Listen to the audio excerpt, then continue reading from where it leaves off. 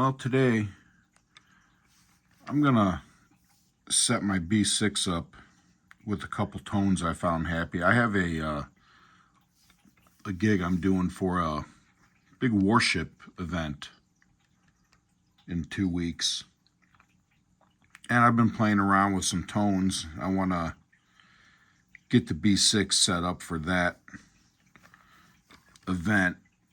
I kind of, depending on the genre of music I'm going to be playing in, not to me, not all bass tones are equal. So been playing with this mark tone on here. There will be, it's a larger stage festival, so there will be house PA provided. Somebody will be running that. So I'm going to get this set. I am going to be using for that gig. I'm going to be using this. This is my Ibanez BTB. Hell, I don't know, 746 maybe. It's Ibanez BTB series, 6-string. It's got the Bartolini pickups in it. This bass sounds really good. You got a volume control, a low, medium, high. You got a toggle switch between, I believe it's 400, 600, and 800 hertz on what you're going to adjust on your mid-range pickup blend. I could be off on those numbers. I bring it all the way up is where I have it. Great sounding bass. I think it looks good. The natural wood of it.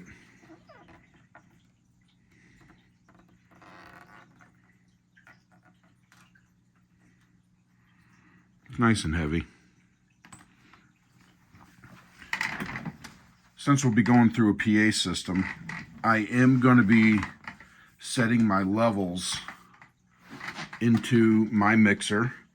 I will be setting at, I'm going to peak at the 12 dBFS, probably just below it. I don't want to see that light light up. I'd like to stay below that, more around 18.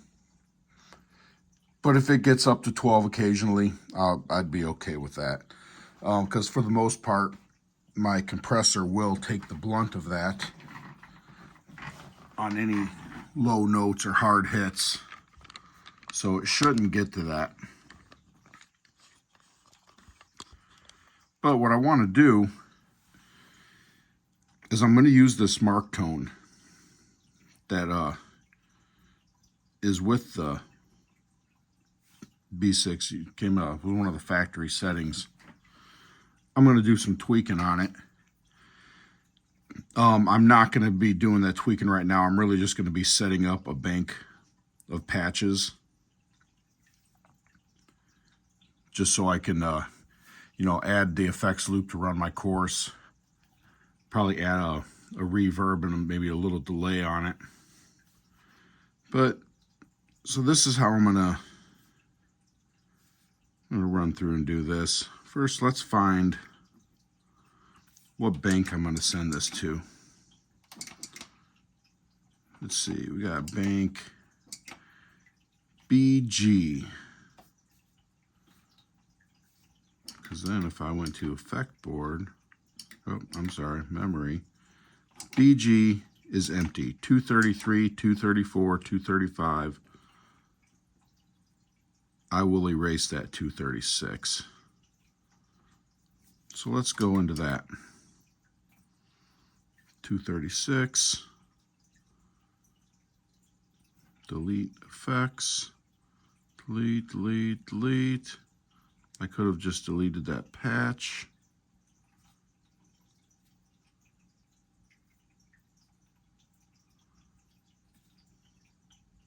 Delete patch memory. That was this one. We'll delete, delete. So now it's empty. 33, 34, 235, 236 is ready to go.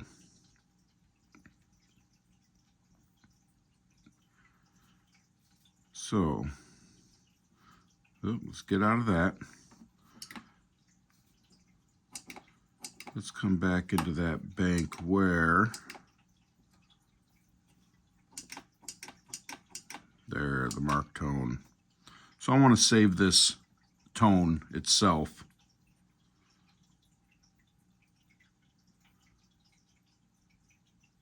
Save patch memory. So let's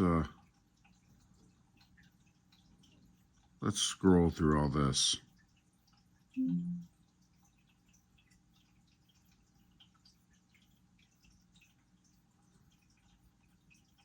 I wonder, oh yeah, there we go. There you go, BG. So I want to save it to that. I'll only do one at a time. That's okay. So we'll hit save, save. Do it again. 234, save, save. 235 and 236. All right. So now you can see here 233, 34, 235, and 236 are all saved to that factory mark tone.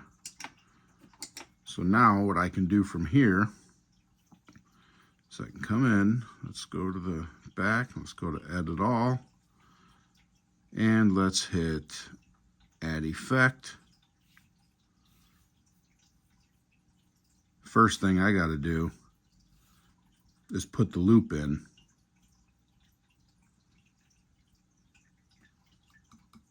To run my my course, because I come into the compressor first. The compressor is right after the bass before the B6. This this chorus, sorry, I run through the effects loop. So now that that's on there, I do want that loop before the cabinet. There you go, and that's set. We'll save that. There we go. So now, what I should have done is waited on that, because now, save that patch memory to 234 as well. Save, 235, save,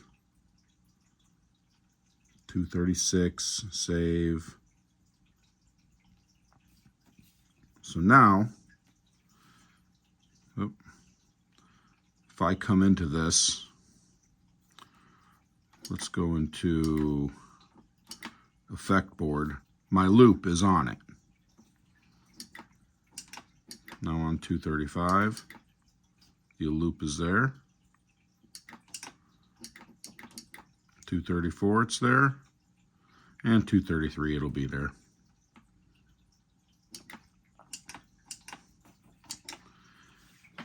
I will rename these as I'm going along. Let's go into edit all. The first one, I'm going to leave alone. I don't want to add nothing else. I just want that mark tone. Compressor will be there. And my course when I want it. That'll always be on with the loop. I'm not going to program any of these to go on or off with the switches, because the loop will always be on, and I'll just run that. Keep it simple. So this one will be good, 233. So you know what, I will just leave that called how it is. So now 234, I have everything set, but I want to add a little something to that. So we're going to add an effect. I'm going to drag it after my effects loop. That's where I'm going to put this one. And I'm going to put a little bit of reverb. You You see my processing power available. But I want more like a, I don't think I want a spring reverb. I don't really care for plate reverbs. I couldn't use the processing power on that in the HD Hall anyway, but I don't really care for that on bass. You know what? I think I will add a nice little hall reverb. Oh. There it is. So now that's on. I am going to leave it on, and I'll get to why I'm going to be leaving that on in a minute here. Let's go back. Let's go. So, 233. I have my tone.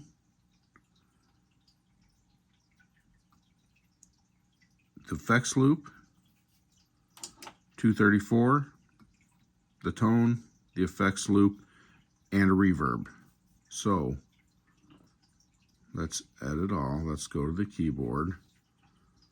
And I don't need it to say. Oh, there it is. So I got the mark with the verb.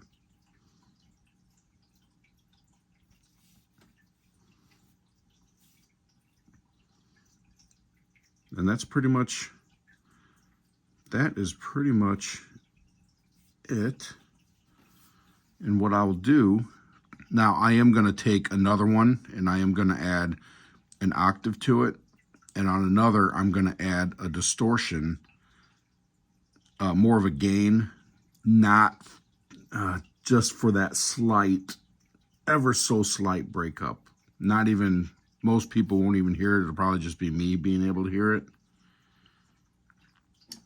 And what I'll do is during the gig now, I will run under the memory and I'll have the mark tone, the mark verb. I will put the octave on that and I'll just put the gain on that one. So that'll say mark oct and I'll make that one marked gain.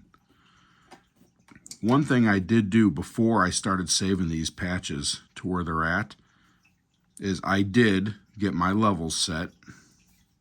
Let's go back to B, and is it, nope, there it is. Now I did already adjust this and have it set to where I wanted it to be, so when I went to save it, I wouldn't have to go back in and resave all of these. These are some alright features. If I play out of an amp normally, my own personal amp is a Mark bass amp, so this kind of, the more you roll it off, it's almost like it turns that tweeter off that's in that cabinet. The more you get it on, it's really warm. I mean, I think it's too muddy. To me, it sounds like the old Ampeg rigs. If everything's down, how they can get muddy in certain situations. This is more of a mid scoop here. I bring that down with the preamp on my bass. I can always bring that up if I need it for a song. My volumes, everything, I already set playing through my mixer for my outputs, just to make sure that I wasn't going to be clipping anything. And depending on what mixer they use at the festival, I doubt that's going to change any. But if it does, it ain't going to really affect my volume because they're going to be giving me either a signal through a wedge or the in-ear, whichever they're going to be set up with that day. But I know the signal I get them isn't going to be crazy out of control from what they're going to want. It'll just make the sound guy's life a lot easier if I give him a good, pretty much balanced, I'll call it a balanced signal right from the get-go. I will let them know that I did that.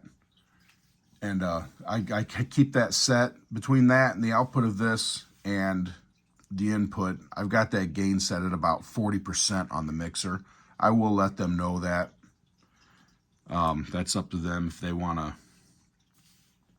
listen to me for that, but most of them do. You know, anything to help make the day go a lot faster, especially when you have multiple speakers, multiple musicians, bands, everybody up there playing.